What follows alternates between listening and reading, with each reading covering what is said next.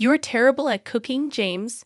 Go freeze outside with your failed meal," she yelled, slamming the window shut and locking it. I hurried to the window, pleading for James to open it as I pounded on the glass. But he just smirked and closed the curtains. The cold started to creep in, and I began to shake. My body, warm just moments ago from the heater, was quickly losing its heat. What will happen if it stays this cold? Even my baby inside me.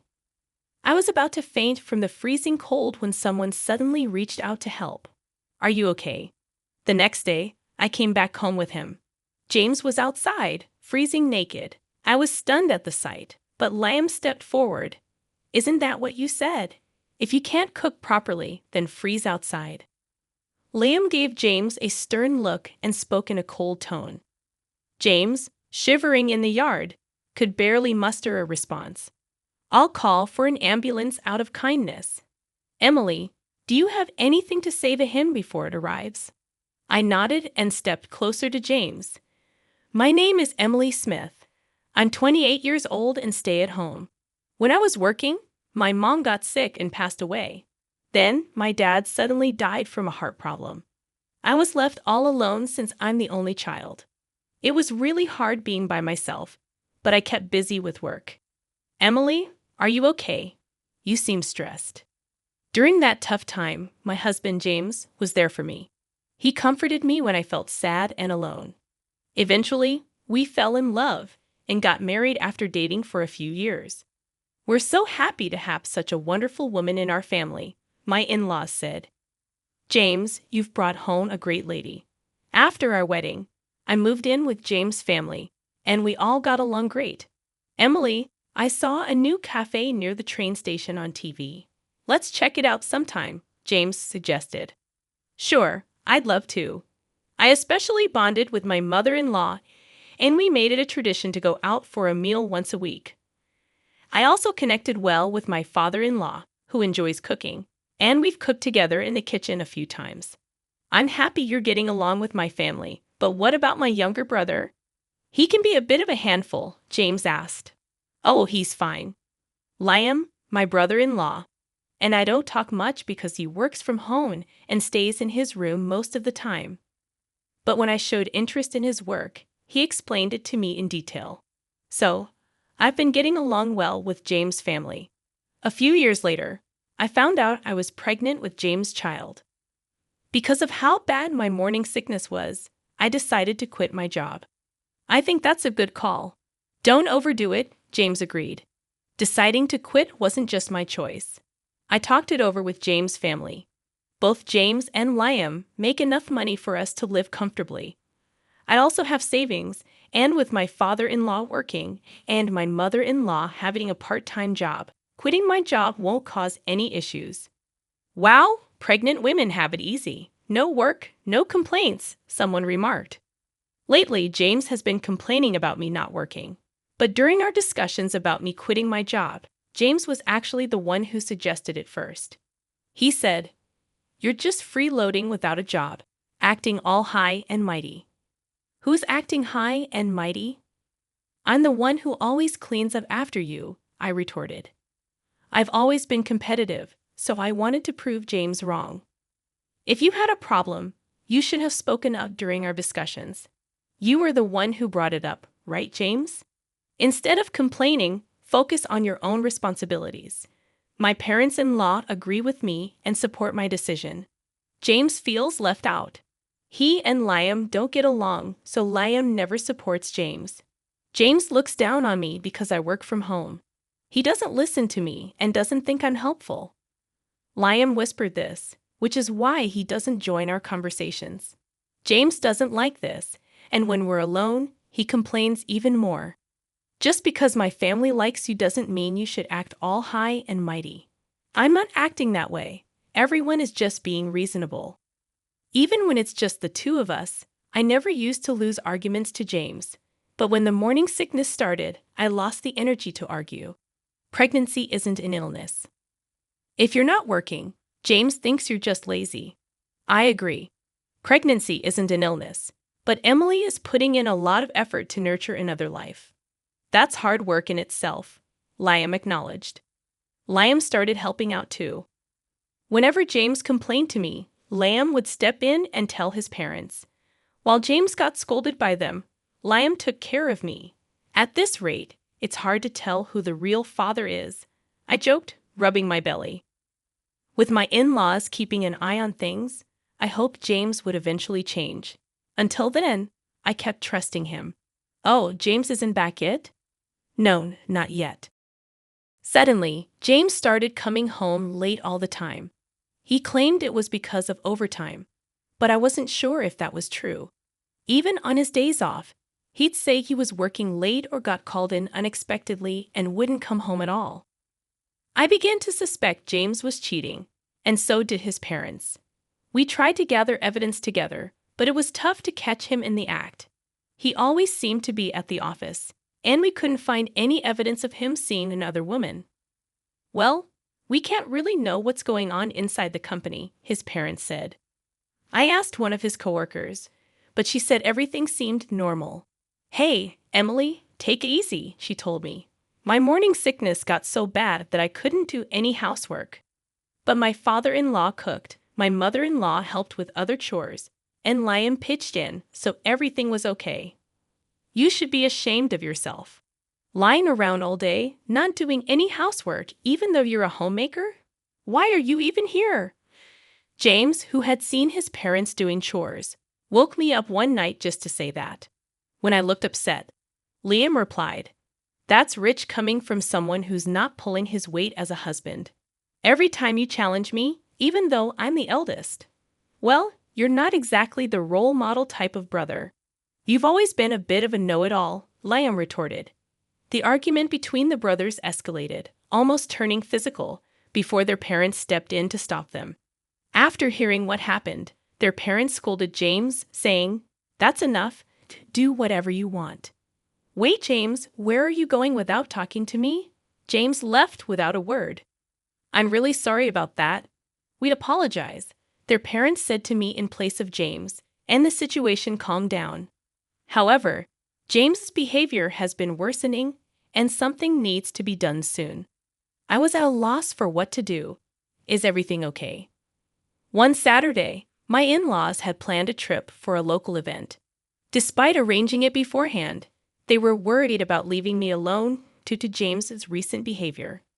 "I'm concerned about leaving you," my mother-in-law said. "I'll be fine. My morning sickness has eased up a lot," I assured them.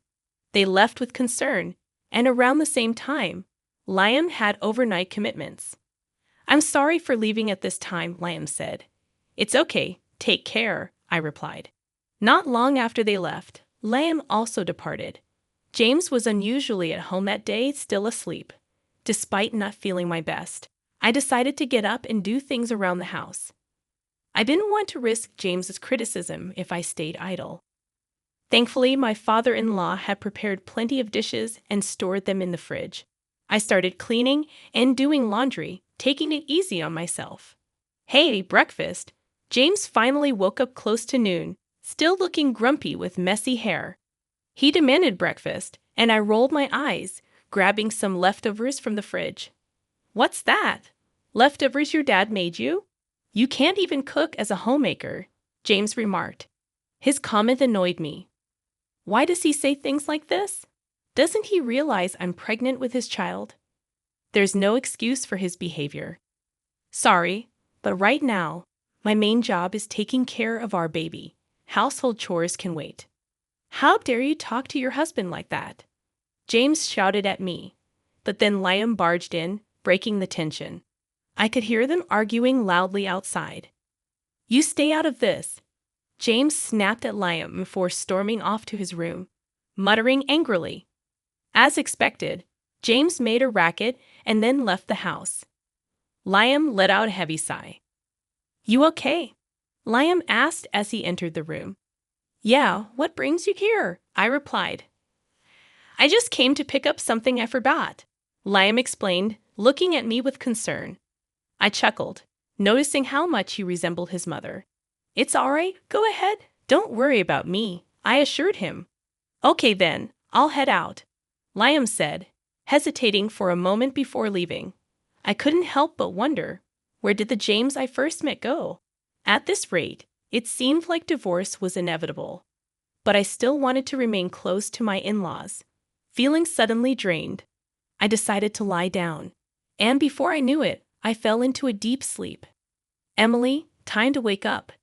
James's voice interrupted my sleep. Mim, I mumbled as I sat up. I met James's eyes, expecting him to scold me. However, he gave me a wry smile. I'm sure I'll get an earful from James later, I thought. I wanted to let you sleep, but it's already evening, James said in a surprisingly gentle tone. I was shocked by his kindness. I've prepared dinner, so when you're ready, come join me, he added before leaving the room. I noticed a blanket over me and couldn't help but wonder if James had covered me. I went to the kitchen and found my father-in-law's dishes already warmed up, ready to eat. I'm sorry, Emily, James said sincerely. When I found out we were having a baby, I was thrilled, but then I got overwhelmed and took it out on you. This cake is my way of apologizing. James presented a cake to me. Honestly, this gesture couldn't erase all the past hurts, but his genuine apology warmed my heart. For now, I decided to forgive him and enjoy our meal together. Look, it's snowing, James exclaimed excitedly. Oh, you're right. Let's go see, I replied, following him to the window. The sight of the snow falling against the night sky was beautiful. Since I came from a place where it rarely snowed, this was a special moment for me. Without hesitation, I moved closer to the window. Let's open it, James suggested. But it'll be cold, I protested. Just put on a jacket. He insisted as he draped one over me and opened the window, letting in the chilly wind. As I braced myself against the cold, James hugged me. Suddenly, I found myself outside, and when I turned around, I saw James grinning mischievously. You're a homemaker who doesn't do the housework. That makes you a bad wife. Think about that tonight, he teased. Excuse me? What are you saying? You can't even cook, I retorted. With that, James shut and locked the window. I rushed to the window, pleading with James to open it as I pounded on the glass, but he just grinned and closed the curtains. The cold was starting to make me shiver. My body, warm from the heater just moments ago, was rapidly losing its warmth. What am I going to do if this continues? Even my baby inside me, just as I felt like I might pass out from the cold and shock, someone reached out to me and asked if I was okay. They helped me into their car. Why were you out here at this time of night? It was Liam, who had come home earlier than planned because he was worried about James. The car's heater warmed me up, and I felt relieved.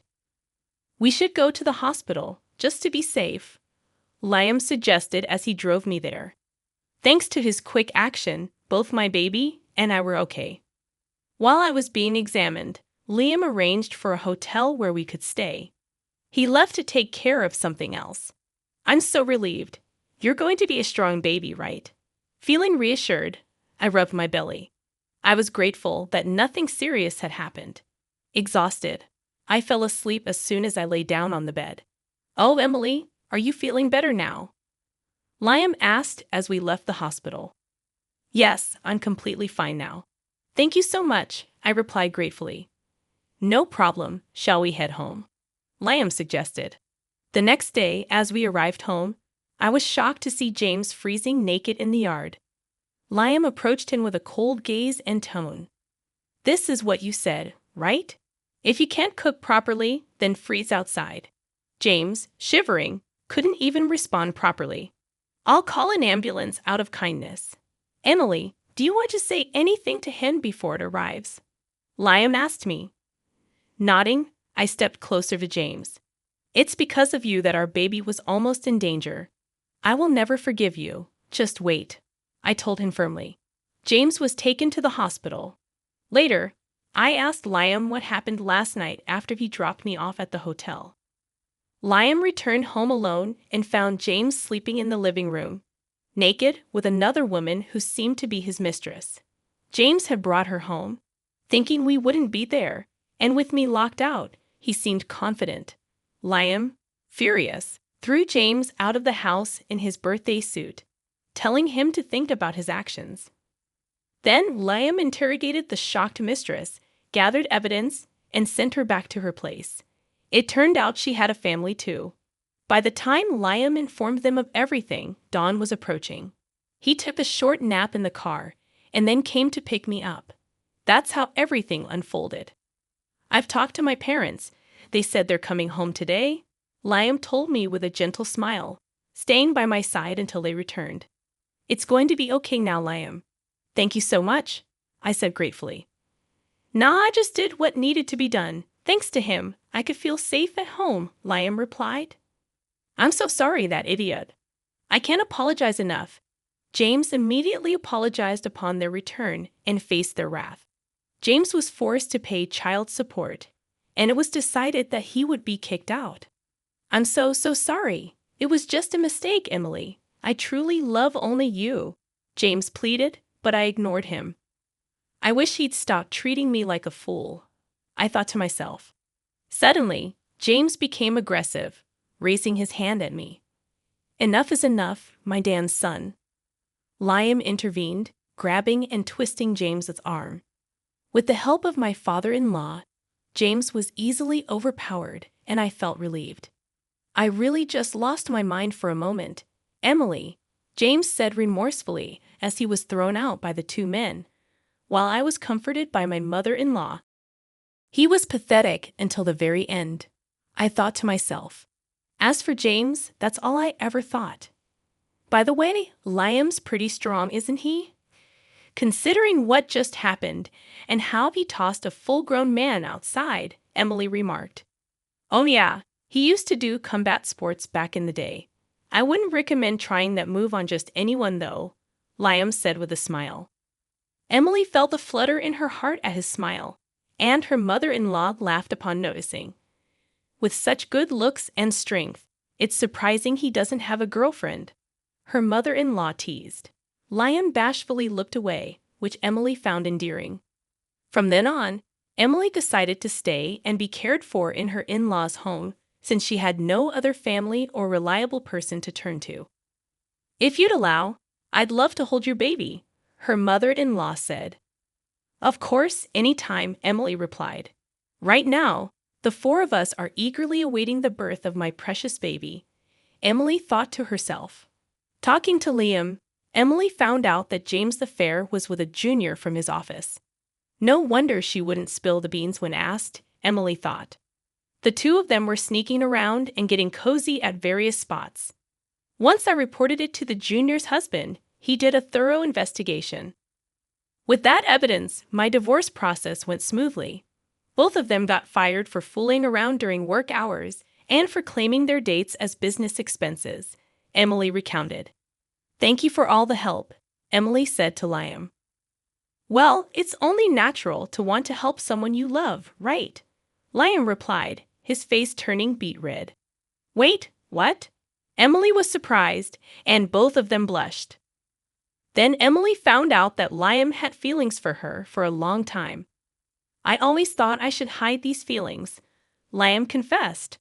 I never imagined he felt that way about me, Emily thought. Honestly, I'm not ready to be in a relationship like that right now, Emily said. I understand, but if you can wait a bit, I want to explore these feelings, Liam said. Emily smiled, and Liam smiled back happily.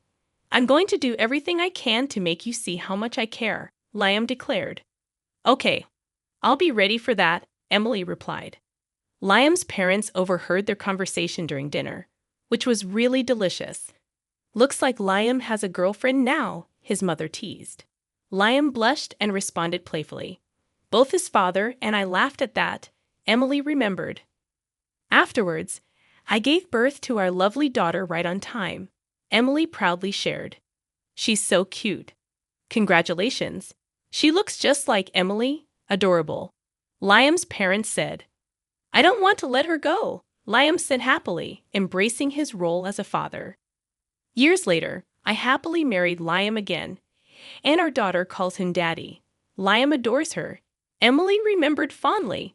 I think our next child will be a boy, Liam guessed. Yeah, that would be cool if he's like me. But having a boy who looks like you would be awesome too, Liam added. I'm pregnant with our second child now. Our daughter is thrilled about becoming a big sister, Emily said happily. We're all thinking of names together. It seems like our daughter's suggestion might win, Emily laughed. I'm going to make Emily our daughter and the new baby happy, Liam promised. Don't forget about yourself in that promise, Emily said with a smile. We're planning to live happily ever after, all 6 of us together, having fun and getting along. That's our plan, Emily concluded. We can't wait to go out together as a family once the new baby arrives.